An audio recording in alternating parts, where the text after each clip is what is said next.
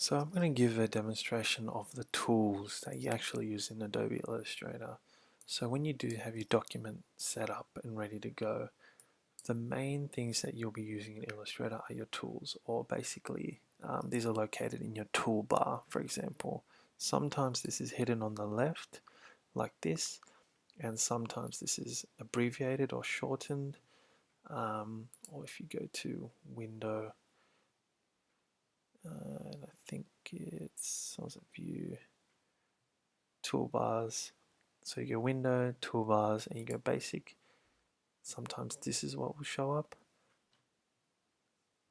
However, if you do go back to toolbars, advanced is where you'll see pretty much all the tools that are available to you. If you click on these little jotted lines here and sort of click and drag this out, this will allow you to bring this out. And if you hit the double arrow, you can condense this to make it easier to access. So the first two tools are the selection tools, so basically your bread and butter mouse. So by default you're selected with the selection tool. So this allows you to basically move shapes, select different objects together, and just sort of select, move, resize, reshape. It's probably worth having a play with this when you've got different objects on the artboard, but this is your main bread and butter selection mouse tool. There is another selection tool which may be a bit confusing at first, which is the direct selection tool. So this allows you to essentially edit shapes, select into actual objects, and make edits to them. I'll give a demonstration. So say you've got like a rectangle here, and you want to make this like a rounded edge rectangle. This way, instead of the selection tool, you'll use the direct selection tool, and you'll actually go in and you can edit the shape this way, or you can actually click into the anchor points of an object and edit it this way as well. So there's a lot of different ways that you can do it through the direct selection tool. The group selection tool basically will allow you to select multiple objects at once, but it's not really an amazing tool because you can generally just do this with the selection tool. The Magic Wand tool allows you to just basically select different objects of the same characteristic. So say for example I've got 3 circles here, and say 2 of them are green and 1 of them is black. So say for example I wanted to select everything on my artboard that's green. To make it easier, this can probably work for complex illustrations. Just hit the Magic Wand tool, hit that, and it'll select both objects that are green. So you can see that as an example. You can reshape, resize, you can do those edits as you need. You can see the cursor sort of activates and has these both selected as well, which makes it easier. The Lasso Tool, basically this tool allows you to select a lot of objects using like a drawing feature. So you just draw that lasso and it'll just select everything in that selection, which is pretty straightforward. Or you can use the selection tool that way. The pen tool, I'll go into this in further detail in a separate video, but basically you can just draw lines with left clicking. I've got a solid color selected here. If I turn that off, you'll see that line sort of drawn. If you click and hold the pen tool, you'll draw curved objects, which will sort of work with the anchor points, so on and so forth. There are a few other sub-tools in the pen tool, which is add anchor point, which basically if your line, say for example you wanted like another angle here, you can basically see the cursor change to a plus, click that and it will add an anchor point there. So for example, if you were to edit this, you can click on the anchor point and edit and make changes as you see fit. There's a delete anchor point tool. Say for example you don't want this anchor point to be there anymore. You can see that minus sort of appear, and then the anchor, which is highlighted in purple or pink, will show up, which basically means you can remove the anchor point from this line. And the anchor point tool right at the bottom basically turns the cursor into a V, which allows you to edit and move the anchor point and edit your handles for each of these anchor points, I should say.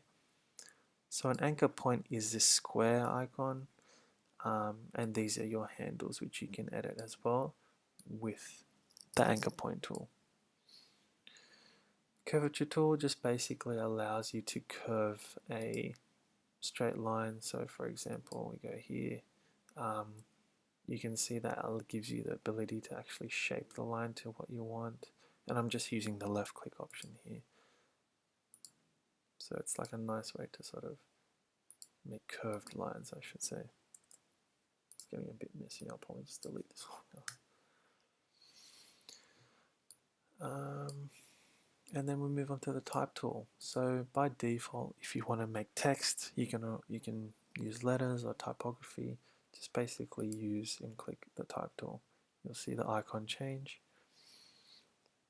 and you can click and drag this, and you'll create a text box, which will now have preset text in there. You can change your font, your sizing, paragraph alignment, different alignment settings. And there's a few more that you can do if you select character, your tracking, your kerning, that sort of thing. You can sort of do that all in here as well, up in this character window. Line tool, actually I should go back and sort of go through each of these. The area type tool, basically if you've got like a shape, so for example you've got a circle, so if we want to type in this circle, you can see that the cursor changed, and I've left clicked inside that circle to sort of have that text in there. Your type on a path tool, basically say for example you've got like a line, that's an invisible line that's colored white here, or not, has no color. Let's say we change that to black for the demonstration. Type on a path, you'll see the cursor change, click on that path, and then the text will appear on that path as a line as well, which is kind of cool. It's a cool little tool. So we'll move on. So vertical type tool basically allows you to type vertically, which is a neat little feature there, rather than having to tinker with text boxes and whatnot, which don't really do what you need. Vertical area type tool, basically the same as this area type tool, but instead of that it just does it vertically. Oops. There you go. So a nice little cool way to do like matrix style text if you really want to do that. Vertical type on a path tool and touch type tool are quite, they're not really used tools, but I think if you give these a bit of a like a trial and error, I think you'll figure out what they do eventually. I just don't think they're that useful. The line tool is basically the line segment tool, which is what you saw me use there previously. To choose the color of the stroke is this second square option. Choose the color black, and you can see that the line has changed to black there. It's a solid black line. Arc, spiral, rectangular grid tool, and polar grid tool are all pretty much self-explanatory. They all just draw either a spiral, a grid, a polar grid tool.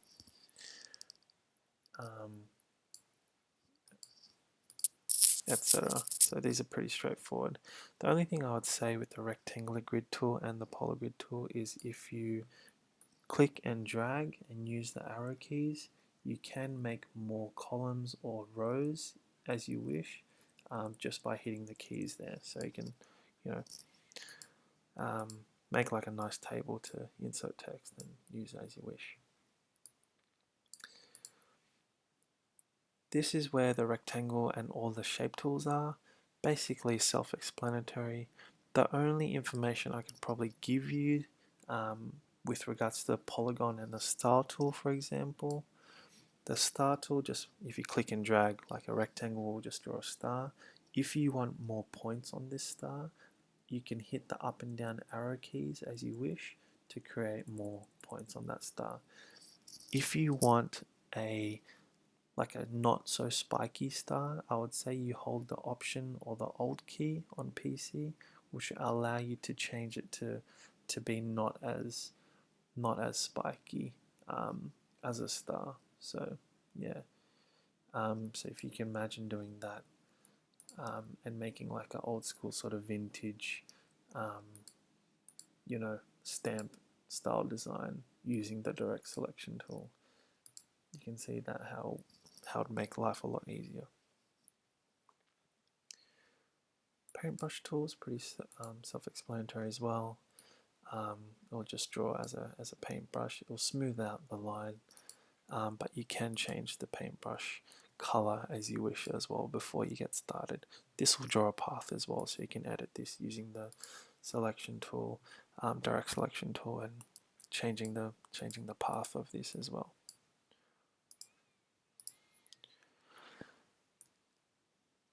Shaper tool is just basically, it allows you to shape a specific tool into kind of how you need it to be. It's not really an important tool. The only ones that you're probably worth using are the pencil tool, which is basically the same as the paintbrush tool, although it's skinnier. It allows you to use a bit more control with the actual tool itself.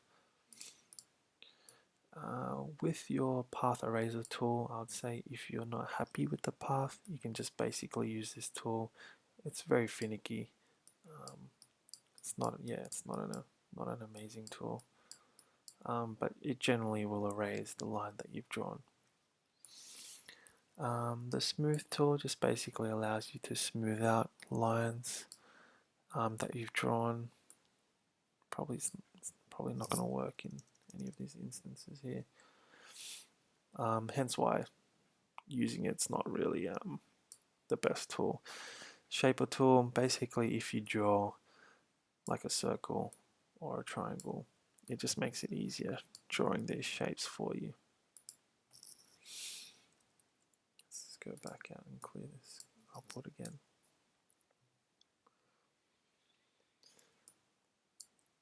And then the join tool just allows you to join two blank ends of a line to sort of join those two lines together. My pen tool's not working anymore, which is great. Let me just see if I can, oh there we go, there it is. Oh wow. I'll just quickly demonstrate that one.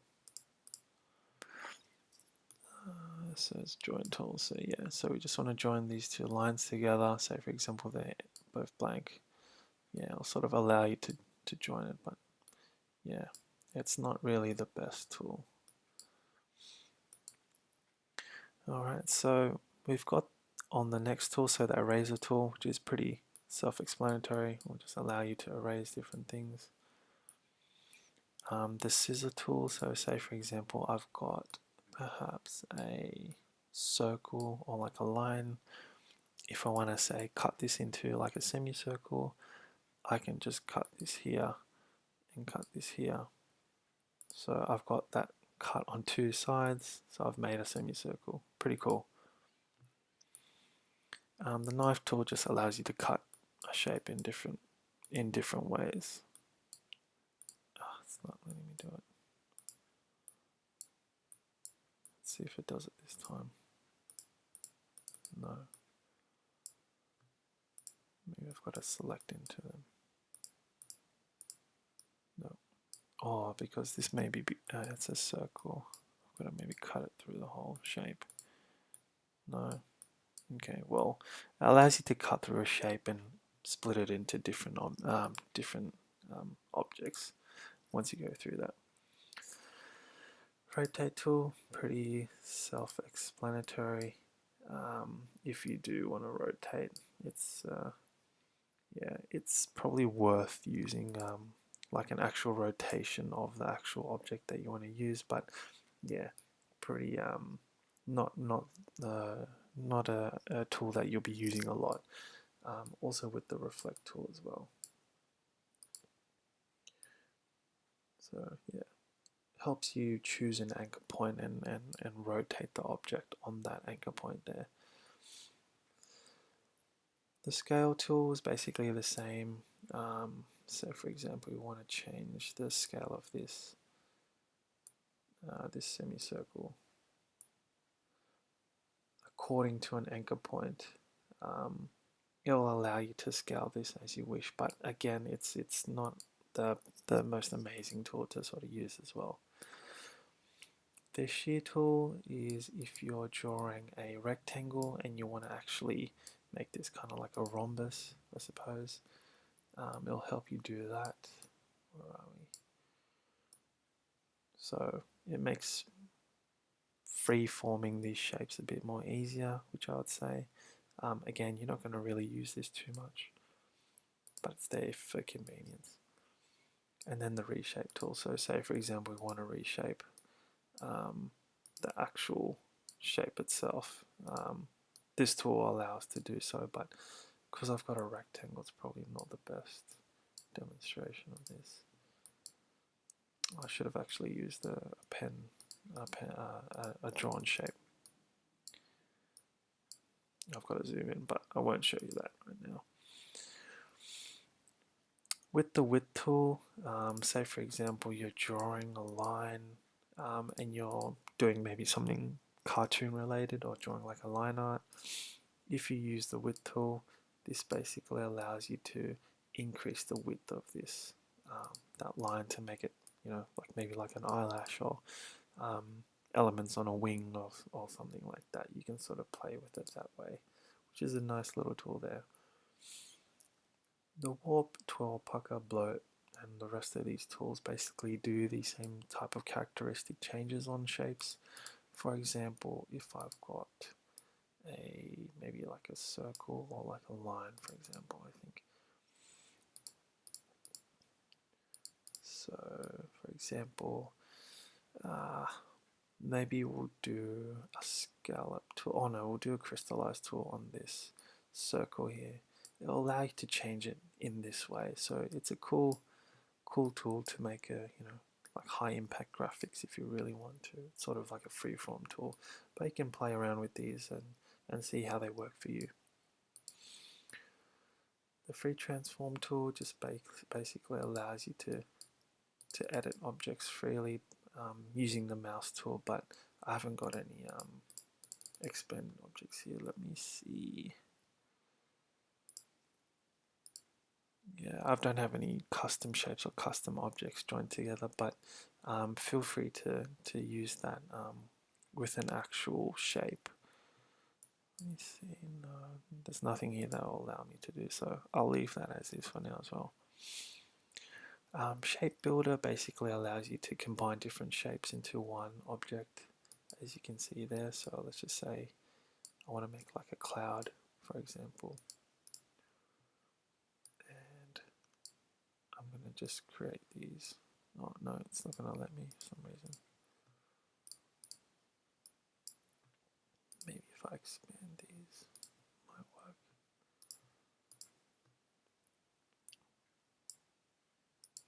No.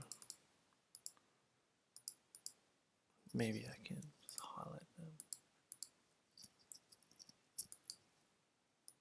Yep, okay, there you go. So there you have it. So you do have to select each of the objects before you do so. Let me try that once more without expanding the objects. So you do have to select them all and then have them all joined together. There you go. Okay, cool. So that's one shape, and then the other was separate to that, but yeah, you get the idea. Oops. It's not letting me delete that as well, which is really strange. Anyway, okay, so the perspective grid tool basically will bring up a perspective menu which you can sort of edit as you wish. Say for example, you're doing technical drawing, and you're doing something on a perspective, I guess, sort of view. This tool sort of allows you to do that by bringing up that perspective tool. And say, for example, you're doing like a architectural sort of image. It will create objects based off these planes, I guess, of view.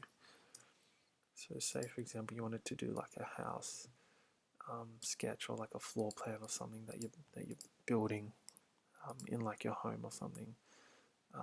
This is kind of how you do it. Oops. Where was the tool again? There you go. I'll just pick on this side here. Let's say we want to go further back. I don't want to draw this rectangle. It's not letting me.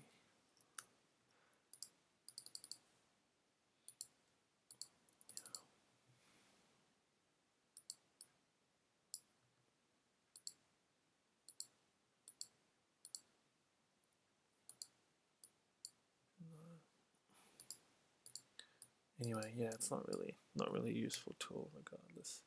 To close this, basically all you need to do is hit the X here, and it will disappear if it does. No. Perspective grid, and go hide grid if you want to hide this. Yeah, I don't know why Illustrator's being weird today. Okay, almost there. So the mesh tool basically allows you to create, I guess, editable lines on an actual shape on an object. So say for example you've got like a circle. The mesh tool allows you to sort of edit this with the intention of turning this into a meshed object. So say for example you want to color this. I think this will probably work a bit better as opposed to, turning this into like a sphere or something like that you do want to use. It's probably a nice way to create 3D objects as well. Gradient tool is pretty simple. If you click, you can add a gradient, which the color can be edited from your colors panel on the right. So say for example, again, you do like a circle and then create a gradient. This is what will apply to that object here, and then you can basically jump in here and change the color of that gradient as you wish. You can move this along the sliders and just see how that reflects on the final object. Yeah, have a play and see how you go with editing that. I think it's a cool tool which you do use fairly regularly as well. Dimensions tool basically helps you measure, I guess, the sizing of different elements on your artboard. So if you are doing something like a floor plan or like a kitchen drawing or something, it will allow you to do that pretty easily. The eyedropper tool, basically, say for example you're drawing another shape and you really like that shade of purple, so basically you'll hit the eyedropper tool and then you just sort of left click on that purple there. Oh, it's not going to work because it's a gradient actually. Maybe we just kind of like the purple in this eyelash, for example. Color drop that and it will apply that color and affect it to the shape that you selected. Blend tool basically allows you to create, I guess, 3D objects together. It's not really an amazing tool or not an important one, but yeah, it's one worth I guess screwing around with if you do using it. The symbol sprayer is another tool that you probably won't need to use too much. All the sub tools from the symbol tool sort of relate to the way they can spray, I guess, objects onto a canvas and the way that you can actually do that. It's worth trying and messing around with for a little while as well. But yeah, I won't really show this one in these two in too much depth here. The graph tool, pretty simple. If you don't want to use Word or PowerPoint, you can do graphs on Illustrator, which is pretty straightforward. You can import your data fields here as you see fit.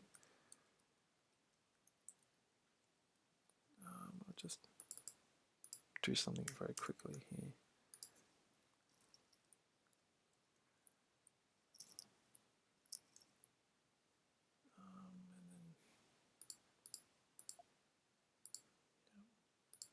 So you've got like a small example of, like a graph with different values sort of included in there, which is quite nice that Illustrator actually has this option. This is a tool that you'll probably be using a lot. I'd probably say is a good one to remember, which is the Artboard tool. Say for example, you want to use an additional page or create a new canvas, just hit this tool and it will allow you to create a new artboard using the plus. It's really quick, really simple, really easy. If you want to edit the sizing, helps going File, Document Setup, and then edit artboards again. It's just a bit quicker having it right here, all at the fingertips. It's quite nice. Slice tool, which is quite simple, similar to the knife tool, allows you to just basically, I guess, break up an area of a canvas, I should say. Say for example, if you've got like a web, like you've done a full canvas of web images that you're going to use, this allows you to slice up the canvas and export these individually as well, which is quite interesting. It's not a tool that I use a lot, but the option is there if you're doing web related imagery, I'd say in this instance. Yeah. To sort of turn this off, I'm pretty sure you can deselect the slice selection tool.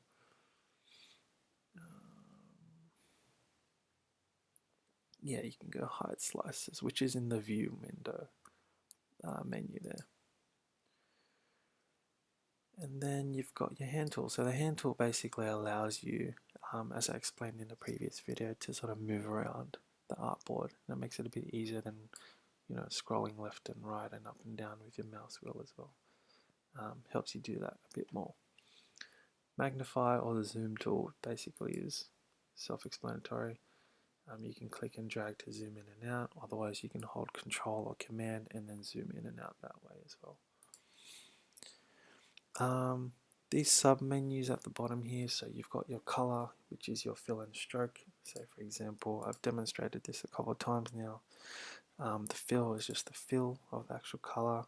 The stroke is the stroke on the outside of the shape. So you can see that's both yellow and yellow. I'll double click onto this icon and change this to black, and you can see that the stroke has changed to black. You can also edit the thickness of the stroke up here, and change the way that it looks, the stroke style, opacity, that sort of thing. So you can do a few things with the settings in the control panel here. This is where you can also pick gradient as well, or turn off the stroke on the outside, for example. So you want to go none, you can see your selection has been chosen, and let's say we get rid of the stroke, go none, or turn the stroke off. If we want to turn the fill off, we'll turn the fill off. The shape will still be there, but there'll be no color associated. And then yeah, you've got your draw normal and then your draw behind modes, which is pretty self-explanatory. So you're just drawing behind or in front.